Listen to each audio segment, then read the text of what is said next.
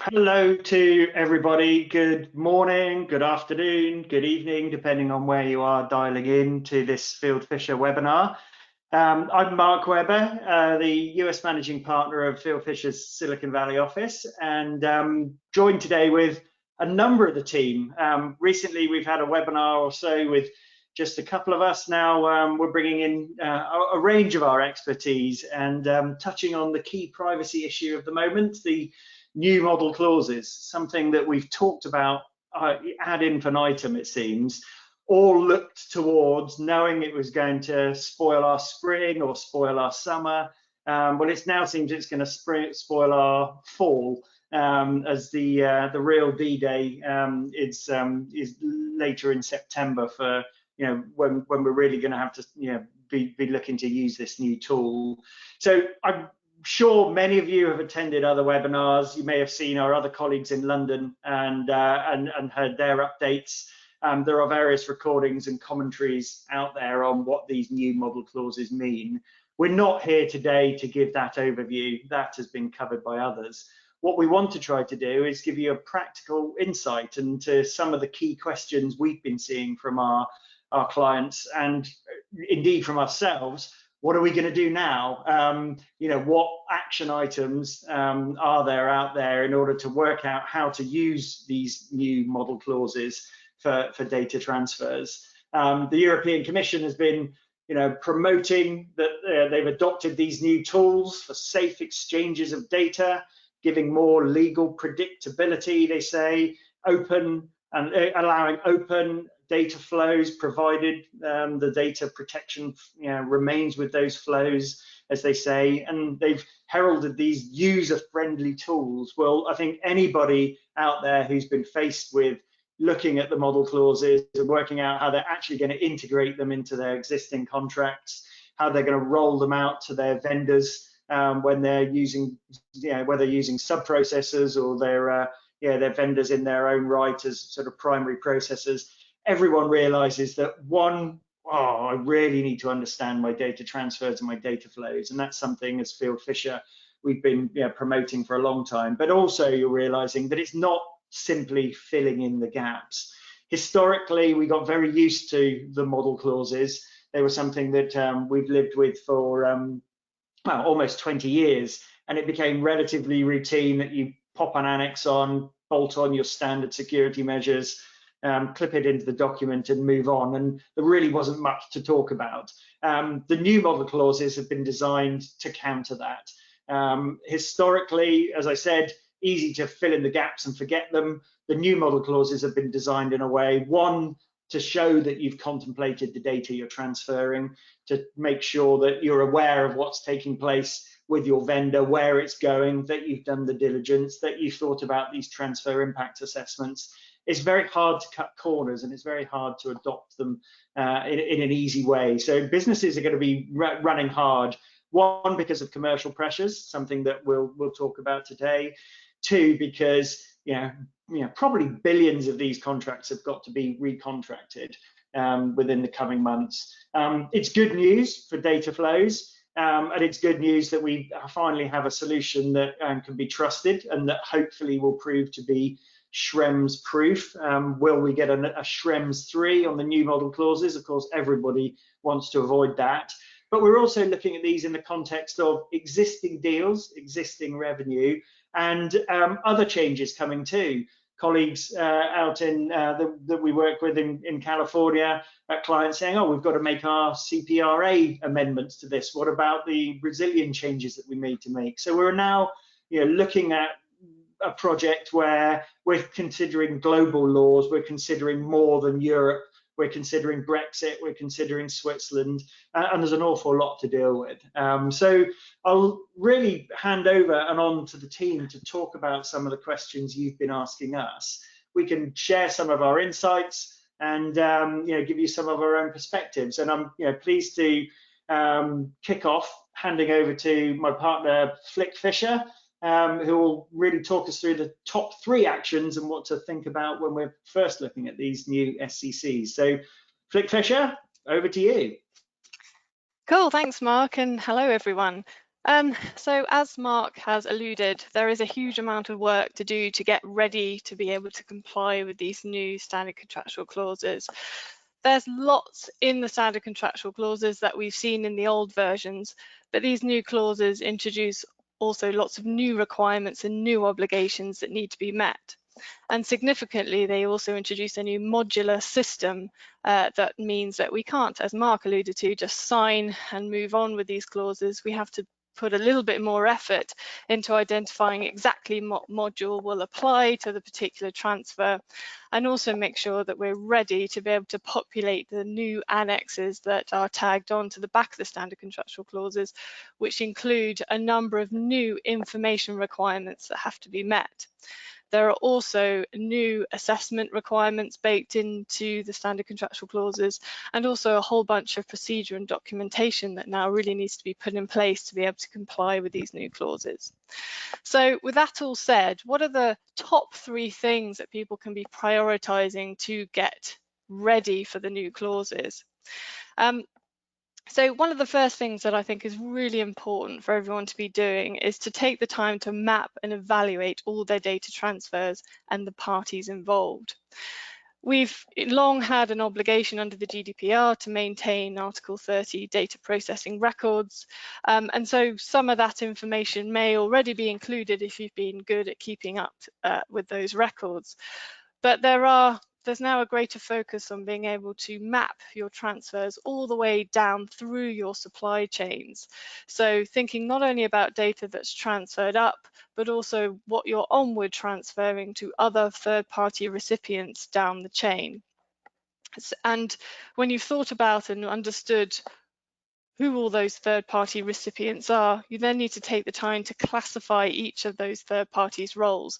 So are they acting as a controller, processor, or sub-processor? Because that's going to be important to helping you understand which module you then need to flow down to those relevant third parties.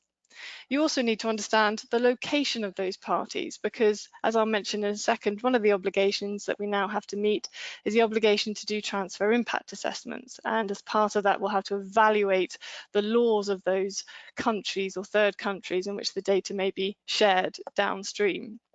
So when you're doing these maps, make sure you understand exactly where the data is going. Also understanding what data is going to be processed and for what purposes. So it's going to require a much more detailed understanding of all of your data flows, where they're going, what countries, what parties are involved, and what role they're playing.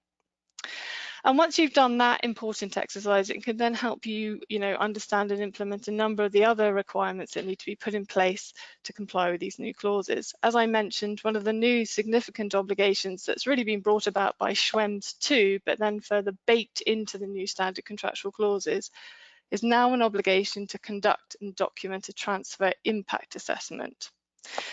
So the new clauses significantly introduce a new warranty that both parties are basically required to warrant that they have no reason to believe that the laws in the destination country will undermine their ability to comply with the new standard contractual clauses. And both parties are effectively required to work together to document a data transfer assessment that shows the thought that has gone into, being able to provide that warranty.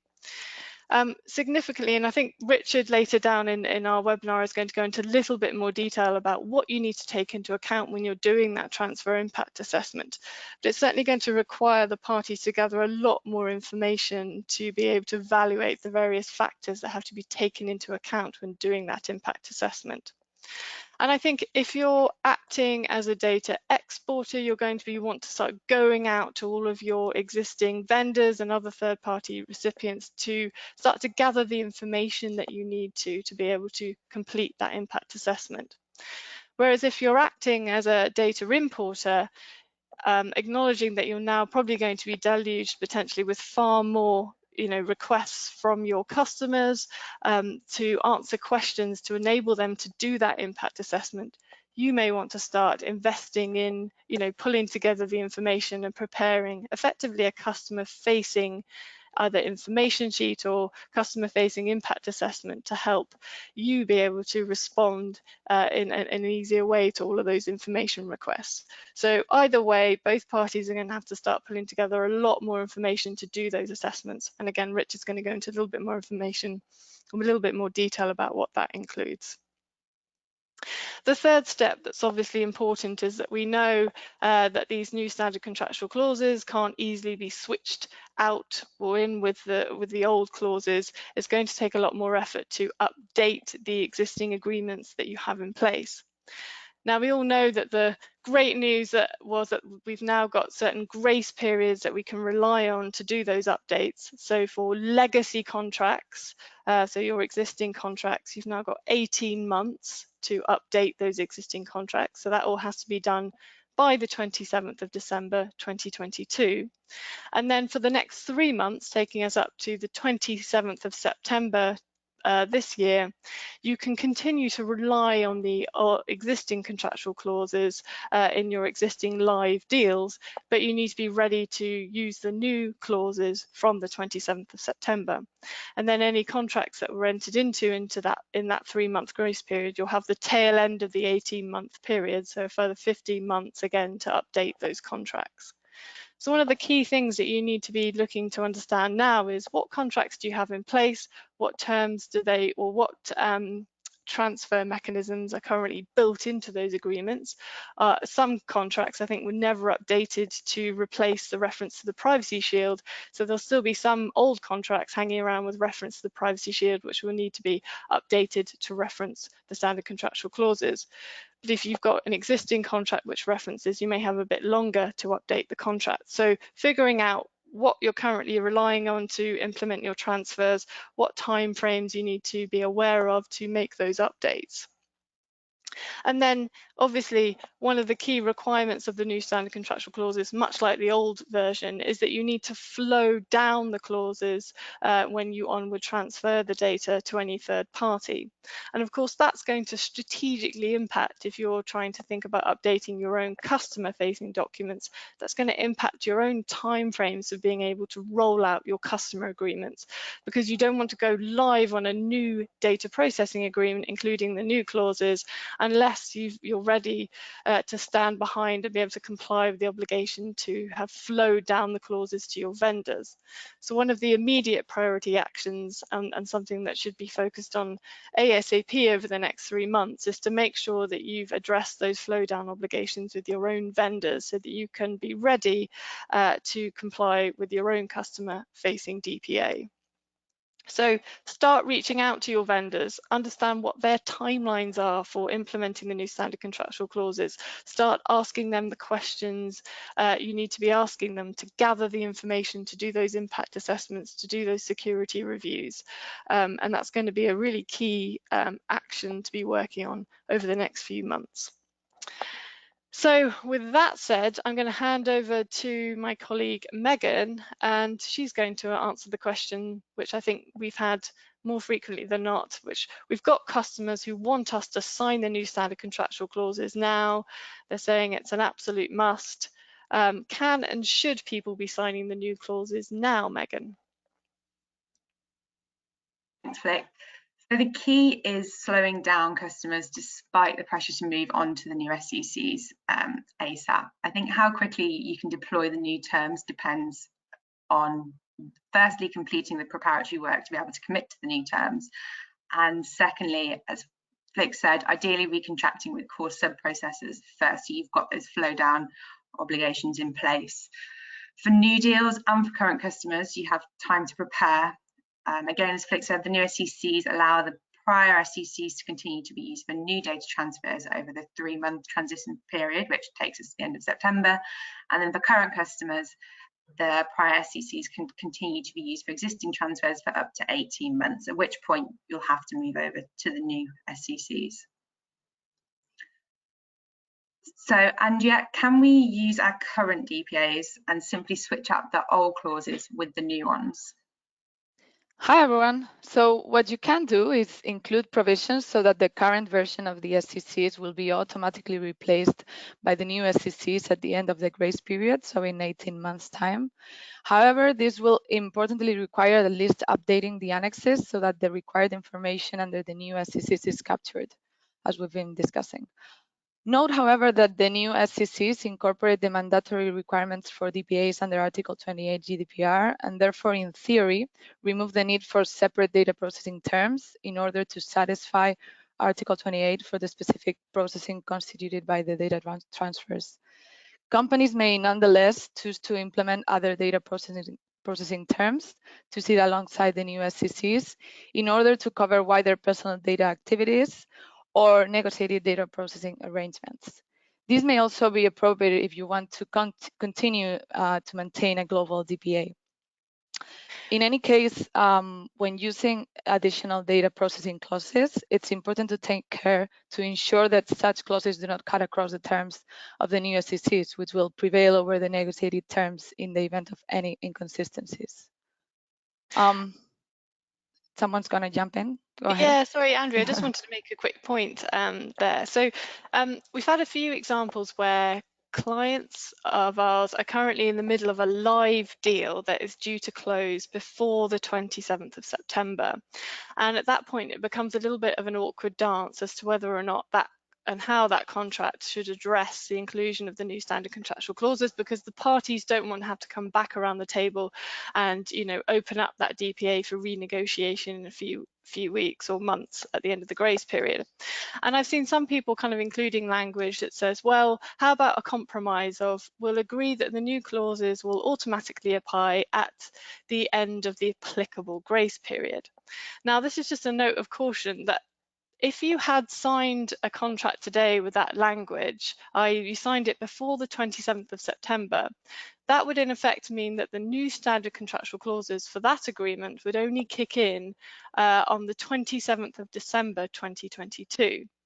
Now, if this is a strategic vendor of yours, that might not be soon enough for you to be able to comply with your own customer DPA and the promises you're going to have to make to your own customers. And so you might want to cut short the ability for your vendor to take advantage of the 18-month period and instead force them to adopt the new standard contractual clauses by the end of the 3-month period, the 27th of September, so that you can meet your own flow down obligations. So in many ways, this 18-month period is in some cases a bit of a red herring or an issue, because if you have agree to the new standard contractual clauses with your own customers on the 27th of September, if that's your plan, but you've got contracts with vendors where the new clauses don't kick in until the end of December the following year, then you're going to have a gap there. So you need to be very careful about how you introduce the new clauses. And as Andrea said, you can't just sort of say they'll automatically apply without doing more to fill in the detail in the contract itself, i.e. making sure that when they automatically apply, that all the information, the additional information that is required to populate the new standard contractual clauses does actually get included in the clauses. Now, that either means you have to gather that information up front and include it in the back of the DPA, or you need to include a provision to update the DPA to add that information to make sure the new clauses actually are properly applied and completed. Awesome, thanks, Flick. So here another related question is if you can amend the new SCCs, importantly, for instance, the new liability provisions. And the new SCCs expressly state here that each party shall be liable to the other parties for any damages it causes by any breach of the clauses. And it's clear that you cannot limit liability towards data subjects or data protection authorities, but it's unclear whether you can limit liability between the parties. Note also that we are talking about limiting liability, not excluding liability. Therefore, parties will probably continue to debate liability under the new SCCs and their relationship to liability provisions within the DPAs. Yeah, and thanks, Andrew. Just another point on that. Obviously, everyone will be very keen to understand whether or not they can continue to apply the usual limitations exclusions of liability to wrap around their liability under the clauses. And I think at this point it remains unclear as to whether or not any limitation exclusion of liability would be fully effective. But I think we're sort of taking the position that this is something that is to be agreed as a commercial matter, and it doesn't necessarily undermine the provisions in the standard contractual clauses. So it's worth at least trying to make sure that you do include a cap, for example, in your data processing agreement or in your master services agreement, that does ensure that your liability is limited, and if you can, excluding certain losses that might apply in the usual way under the standard contractual clauses. Of course, you can never limit your liability to the data subjects, but to my mind, I think there's good argument that that is something that the parties remain open and able to negotiate commercially. But it's just, there is a little bit of a question mark there, given that the clauses now introduce their own liability terms in the contract itself and make sure and are very clear that both parties are on the hook for, for damages that arise as a result of their breach of the clauses, and also introducing this idea that the parties would be joint and severally liable. So throwing some additional kind of questions over whether or not you could in fact limit your liability. But I think our position is it's worth a go and something that you could defend as a commercial matter for the parties to agree. Okay, thanks, Flick. So moving forward, Natalie, what might the process look like for updating specifically our vendor contracts? Thanks, Andrea. So we've heard that there is plenty to do and a lot to get through. So having some sort of process in place to tackle the challenge of repapering the SCCs over the course of the next few months or potentially the next 18 months is going to be really important. And we've got plenty of clients with numerous vendors in the tens or in the hundreds even, who've got potentially a lot of work to do, and trying to streamline the process is going to be really, really valuable. Unfortunately, the process is inevitably going to look a little bit different depending on various factors, including how many contracts you've got to update, the risk profile that you're associating with the various transfers they're under, and whether you've completed data transfer impact assessments already with respect to the transfers, so you have some idea of what the risks are and how you wanted to mitigate them from a Schrems 2 perspective, or whether this is another factor that you'll need to add to the process. So it's difficult to have a one-size-fits-all, but there are certainly some principles that can help guide you design an approach. So we've already heard from Flick and also from Andrea that you'll want to make sure that you're flowing down provisions in the correct order. So where you've got customers knocking at your door asking for the SCCs to be repapered, in an ideal world, you would have already repapered your vendor contracts to make sure that when you sign up your customer SCCs, you're not technically in breach of those requirements under the new SCCs that say flow down your obligations to your vendors, to your sub-processors. So that's one thing to bear in mind. Other possible process steps are going to include data mapping, as we heard earlier, identifying which contracts are live and which contracts you have in the pipeline, so that you can start to think about what the next 3 to 18 months really looks like for you, bearing in mind those deadlines of September 27th for new transfers and December 27th for legacy agreements. Then prioritising and identifying which of your transfers are the higher risk or which of the relationships are material and significant. Thinking about the volumes of personal data that need to be transferred, how sensitive the personal data is, whether the third countries to which they're being transferred are high risk, and whether the actual nature of the processing operations that are contemplated are themselves high risk from a GDPR perspective, and then thinking about what you want to get in place sooner rather than later to make sure that when the sort of months roll by, you're not under a crunch to get them signed up quickly, when those are the contracts you really want to be spending some time on to make sure that you've got them right, not only the SCCs and the modules they're in, but also any commercial provisions around them, as Flick mentioned, that you might want to try and negotiate alongside them. So a next step might be to start reaching out to vendors to determine whether they have a process in their contemplation for how this will work, whether they are planning on something, doing some of the heavy lifting, or whether in fact you'll be needing to work closely with them for particular transfers that are going to require some extra thinking. And this might be also a good time to touch base on data transfer impact assessments to get the information that you might need from your vendors in order to complete impact assessments on your own side, and really try and find where there's gaps in your knowledge and information of your vendors so that you can carry out impact assessments as necessary. You'll also want to think about whether it's possible to update your contracts using a simple DPA, which incorporates the relevant modules, fleshes out the information required for the annexes, or whether you're going to have a sort of slightly bulkier process where you set out the clauses as they're set out in the SCCs, and which may be preferable for clarity. You'll also want to be preparing the information for populating the annexes themselves. And as mentioned earlier, there is a lot more information that we're now required to set out in the annexes than under the previous SCCs. And so it's worth going through and making sure that you've got everything you need as you start to approach vendors to put in place these new clauses, and so that you're not scrambling around to try and find out the various information, the types of transfer, the categories of data subjects, the nature of the processing. It would be nice to have it all to hand to the extent possible to make that process go as smoothly as possible. So those are a few process tips. And next, we're going to tackle the question of what do we need in terms of security measures. We know that's a hot topic under Schrems 2 and now also a focus of the SEC. So I'll hand over to Paul. Thank you very much.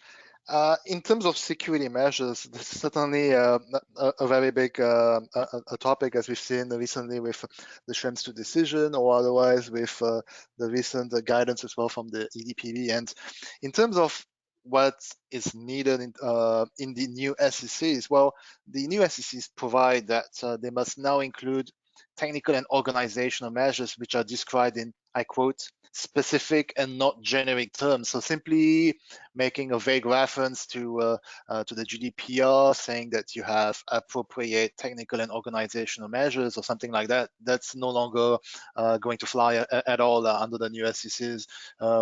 What we have to do here is that we need to be much more granular than before and provide more detail. And even organizations who had previously provided quite a certain amount of detail in terms of security measures, they will need to go much deeper, because the new SCCs actually provide a much longer list of areas that the security measures should cover.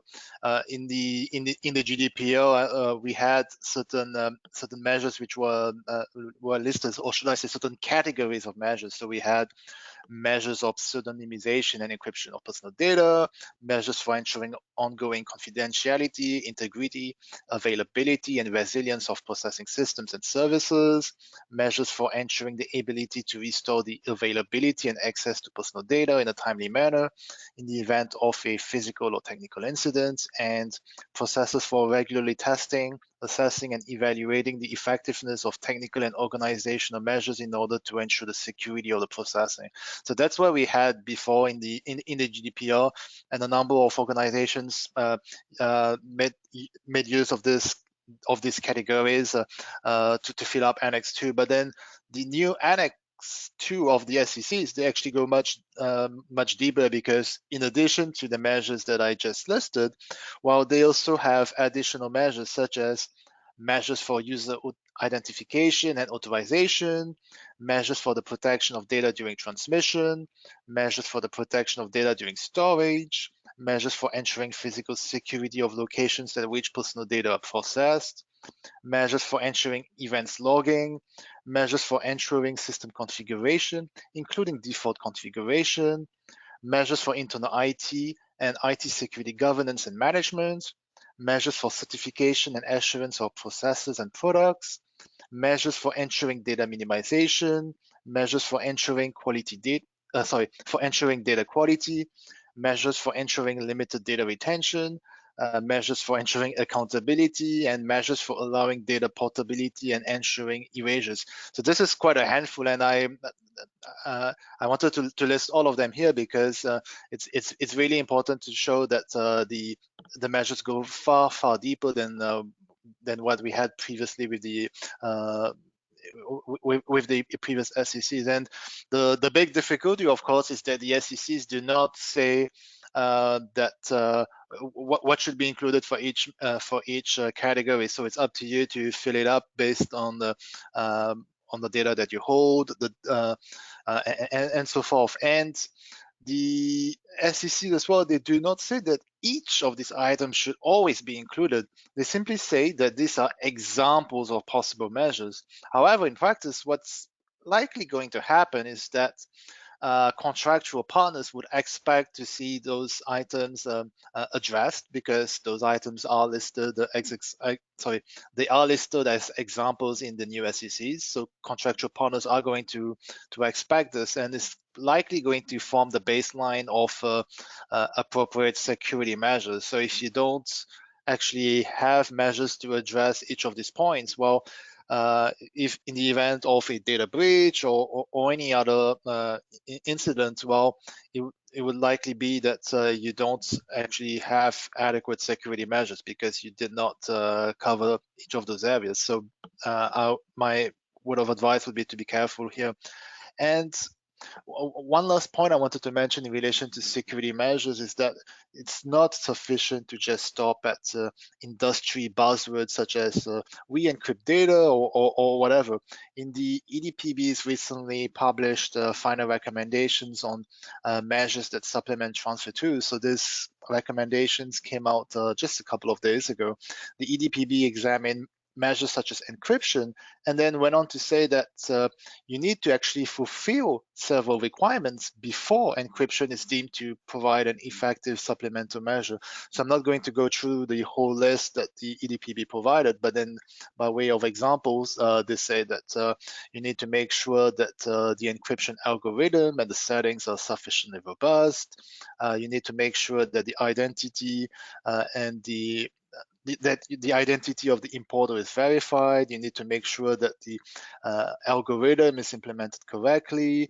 You need to make sure that the keys are reliably managed. You need to make sure that the keys are stored under the sole control of the data exporter, or otherwise they are stored in a jurisdiction offering an essentially equivalent level of protection to that guaranteed within the EEA, and so forth. So there are actually, I think there were 7 or 8 different requirements which needed to be met before the EDPP is willing to recognize that encryption is an effective supplemental measure. So don't just look at the buzzwords, also look at the details, or otherwise get the security team to look into this to help you.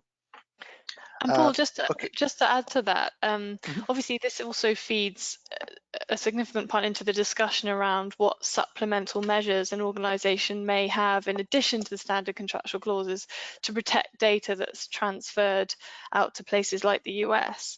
And there's now, a heightened focus on the specific measures that are applied during transmission of the data, so during transit, but also when it's then stored or processed in places like the US.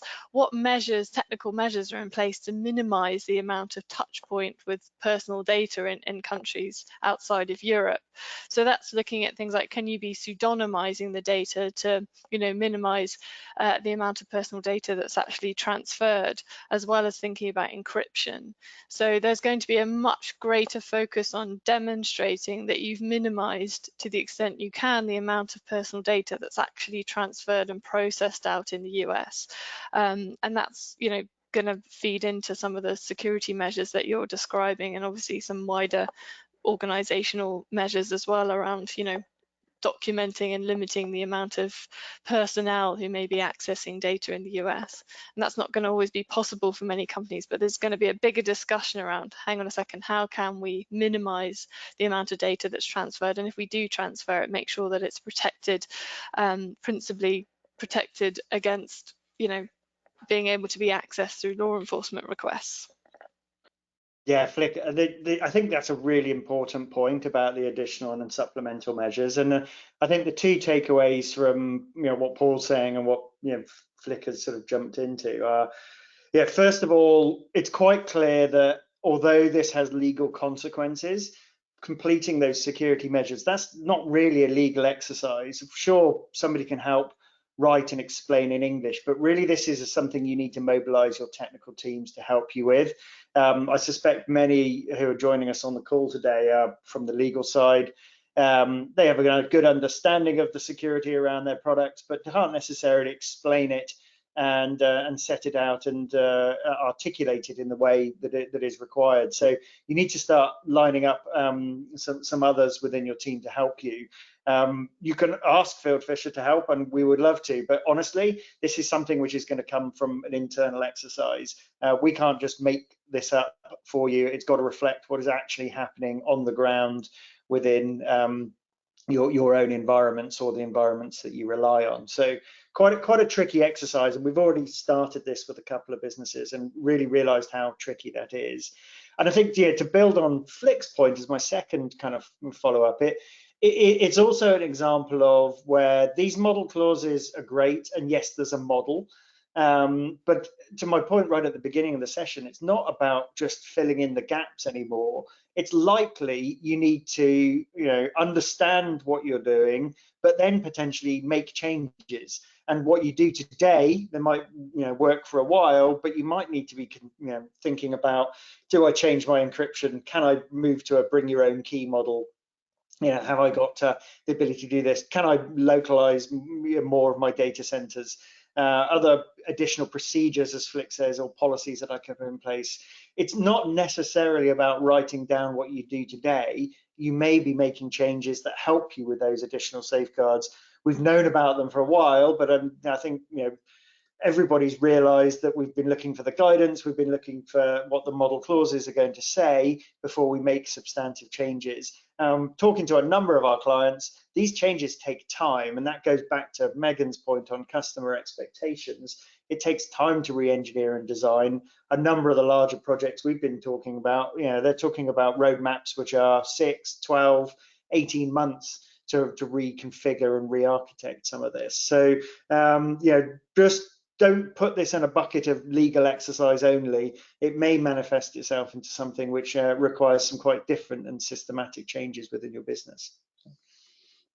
Yeah, thanks very much. Maybe Richard, we can tag team onto you to talk a little bit about the transfer impact assessments and related issues.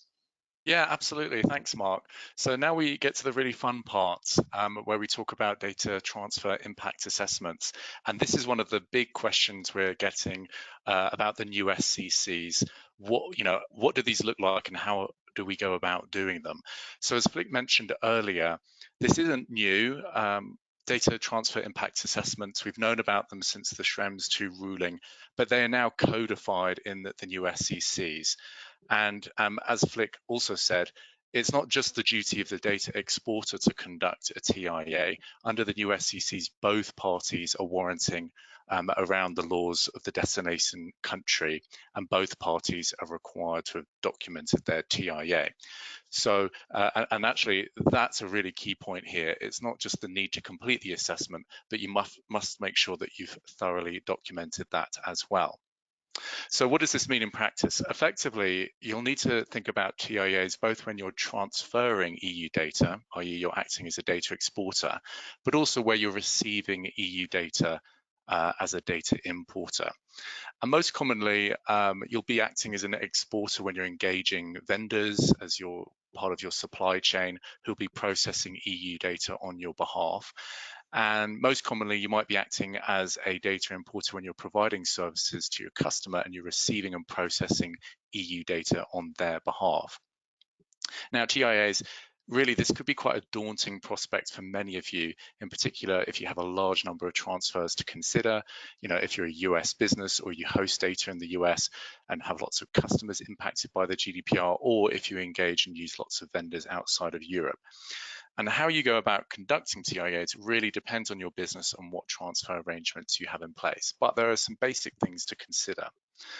So firstly, and that's one of the themes of today, really. The first step is to map out your transfers and gather information. So identify where you need to complete a TIA. So for example, if you're exporting data, who are you transferring EU data to? Where's that data going to be processed? and what transfer mechanism are you relying on when you're transferring the data. So getting a really good picture of all your transfers is really key. Then the second step is actually just to craft a plan for how you're going to go about completing these TIAs and how you're going to build in TIAs to your existing review processes, both for new transfer arrangements and also to address legacy transfers that are already taking place. What you might need to do here is really identify some priorities. So you might want to focus firstly on more impactful and business critical transfers based on, for instance, the volume of the data, the importance of the transfer, and the nature and sensitivity of the data itself. And you might also want to focus on jurisdictions that we know to be higher risk, like the US. And you also want to think about taking a different approach where you're an importer and where you're an exporter. So for instance, if you're an exporter, you need to think about building in this new TIA process as part of your existing review processes. So for example, does this need to be a new step in vendor procurement when you're conducting security and privacy review of your new vendors? Another thing to consider is how can we make this the most efficient and effective process possible? So you might want to think about completing a country level review. So if you know that you're regularly transferring to the US, should we complete a country level review for the US? And then each time we're transferring to the US, we'll do an individual assessment taking into account the specific circumstances of that transfer. You know, who's the vendor, who's the data, things like that. Then separately, think about how you're going to approach TIAs as an importer. So for instance, if you're receiving EU data from your customers, you're going to need to think about what questions you'll be receiving from customers to help them complete their own TIAs. So are you going to have the relevant information to provide to them? Or potentially, could you complete a TIA that you're prepared to then share with them? And this is something really where we're going to see a big shift in the next few years, and we're waiting to see really what market practice might tell. But it's going to be increasingly important to ensure that you can get deals done to make sure you can address this TIA requirement.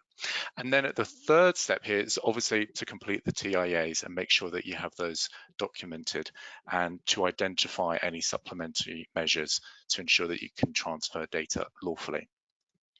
Now we'll, obviously be putting out more commentary and blogs and articles on data transfer impact assessments, because there's going to be a lot of questions around this, but that's just to provide a high level overview. And the last thing I want to mention before we get on to our last question is that the EDCB recommendations on supplementary measures have just been adopted. So we've got the final version of those recommendations now, and they include some quite useful guidance in terms of how you should be completing TIAs, the factors you should be taking into account, and examples of the supplementary measures you need to be considering. And I will say there's some good news and some bad news in this final version.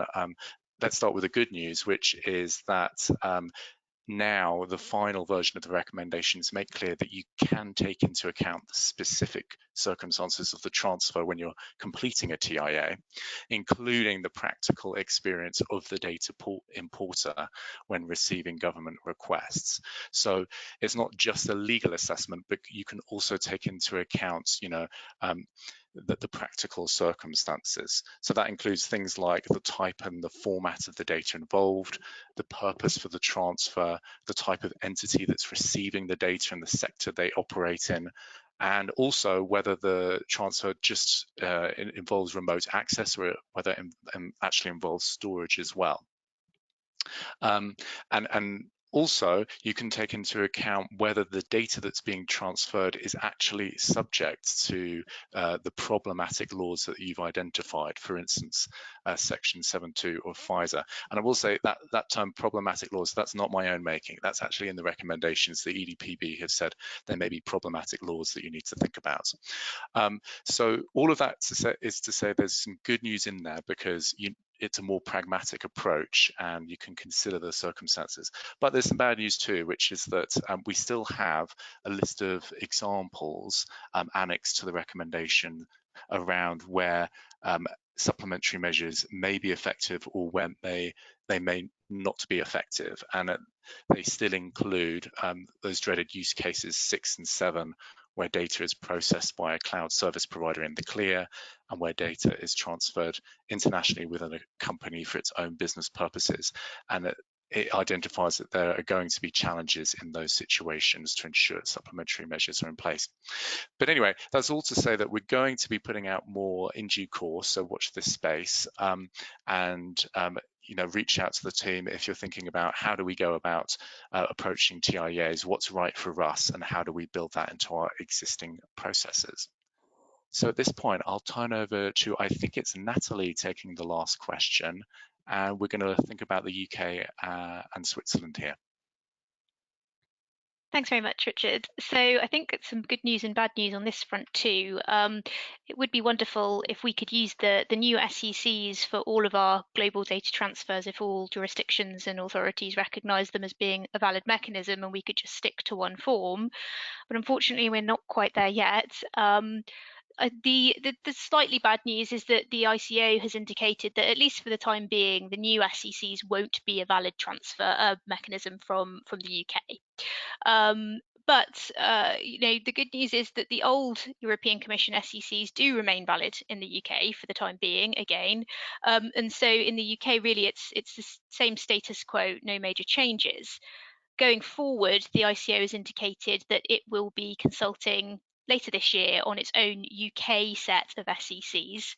So we may end up having another repapering exercise in the UK, depending on what they look like and whether the ICO, or in fact the DCMS, makes the decision to allow use of European Commission new SCCs instead. In Switzerland, it's slightly more favourable, as the Federal Data Protection and Information Commissioner has already indicated that SCCs that have been approved by the European Commission under the GDPR are generally recognised as a valid mechanism for transfers of personal data out of Switzerland. So we can expect, at least until we hear something to the contrary, that the new SCCs would also be valid, as were the old SCCs. So not quite fully harmonised yet, but at least for Switzerland, the new SCCs, we hope, are going to be able to be a valid transfer mechanism as well. Good. Well, look, thank you very much, Natalie. I mean, and I think that last point is the one that actually sort of makes my stomach tighten and puts a little bit of dread in, because we're all looking for a solution now which works on an aggregated basis and across our operations. I think it's very rare that you can see a situation where there's only UK data transferring, or there is only European data. One of the biggest challenges of making these DPAs and associated SCCs work is going to be adopting them for global use. And I think, to be honest, we're working on that. We have our ideas, but as the market evolves, we'll also be watching the market, because what some of the bigger vendors are offering, is going to actually influence what others offer. Because if you're hosting on a particular large platform, the terms that large platform is offering and the assurances around global data that platform is offering are going to end up trickling down throughout. And much as we were faced with this situation where we were rolling out DPAs for the first time in GDPR, what we know today is clearly very different to what we'll know in 2 months' time, and what we'll know in 6 months' time, and what we'll know in a year's time. So there is a little bit of an evolving footprint, and definitely, as Flick was alluding to right at the beginning of this session, some reasons to sort of slow up and take stock. You can definitely be deploying time understanding the information you need to populate these clauses. But I think using them in anger is certainly something where, currently at least, and in this particular week, I think we're definitely cautioning clients from running too hard, too fast. There's a lot to do, and of course signatures count in due course, and revenue counts, but understanding what you're putting in the agreements and why is very important. I think one of the topics that we were going to put onto this session was, what legal venue should you be choosing within the clauses. There are there's an ability to select a law and jurisdiction within these clauses. That law and jurisdiction has to, correlate with the data that you're processing. So knowing your data is important. But also, because of the third-party beneficiary rights that are granted within these clauses, you have to understand that the underlying law allows for third-party beneficiary rights. So, for example, Irish law, many of our current clients and contact based in Ireland, Irish law doesn't currently support third-party beneficiaries. So potentially Irish law is not available for concluding these SCCs. So what is your fallback going to be? Historically, a lot of people favoured English law, but of course now outside of the UK because of Brexit. So, understanding how you're going to do that, and then understanding that you could well end up with, or you're almost certainly likely to end up with an MSA under one law and a DPA under another, potentially associated with your SCCs. And there is definitely still more thinking to be done there. And I don't think we have great immediate answers, certainly theories, but it really comes down to the context of your data and your data transfers. And definitely had clients asking those kind of questions as well. This illustrates the problems with adopting these new SCCs. We've touched on 7 questions today, which are key. Of course, there are more questions, and we would like to run another session. And I think what we would do, there's a lot of you on the call today, invite questions that you'd like to hear from, and we will put on another webinar. And we'll try to talk to that and talk to some of our experiences.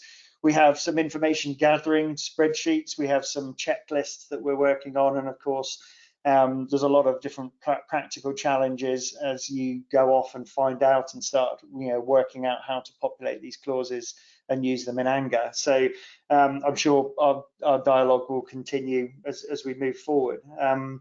But this really concludes what we were looking to address today. This webinar is going to be recorded. You can share it with friends and colleagues. Use it to treat your insomnia later on tonight, whatever you need to do. But it's the start of something and start of something really big. I think from a personal perspective, looking at all this, I've said this for the last year, I do worry that this isn't actually protecting personal data. There's a little bit of a run around and dance that we're doing. But hand on heart, does this really change the way data protection is working? And is this really just a big distraction where we could all been deployed doing far more useful things for data? I think that's a debate that nobody's having, but I'd certainly be willing to have it. I just have some real concerns about the proportionality of all this, and quite how much pressure we're all going to come under when our clients start shouting and our customer deals need to be done and our data needs to continue flowing. So clearly going to be a priority over the next few months, and we look forward to answering your questions and moving forward. Finally, on another personal note, it's great to have so many of our team appear on this webinar, and thank you to everybody for the preparation and effort that was involved. I'll admit I was away last week and did a little bit less preparation, so hats off to those that really dug in to do this. And particularly a welcome to Natalie Farmer, who joined us only yesterday to kind of run around and sorry, not only yesterday, only a week ago, to run around and be ready for this and already feel a sort of integral part of our team. Thank you and welcome to her, and to Andrea and to Flick and to Paul and to Richard and Megan. Thank you for digging in and sharing your thoughts. We look forward to hearing questions and comment from our audience, and we wish you all a good day, and we'll be speaking to you soon. So thanks very much for attending, and all the best and good luck with this from the team at Fieldfisher, both here in Silicon Valley and elsewhere across Europe. Thanks for your time today, and we'll catch up with you soon.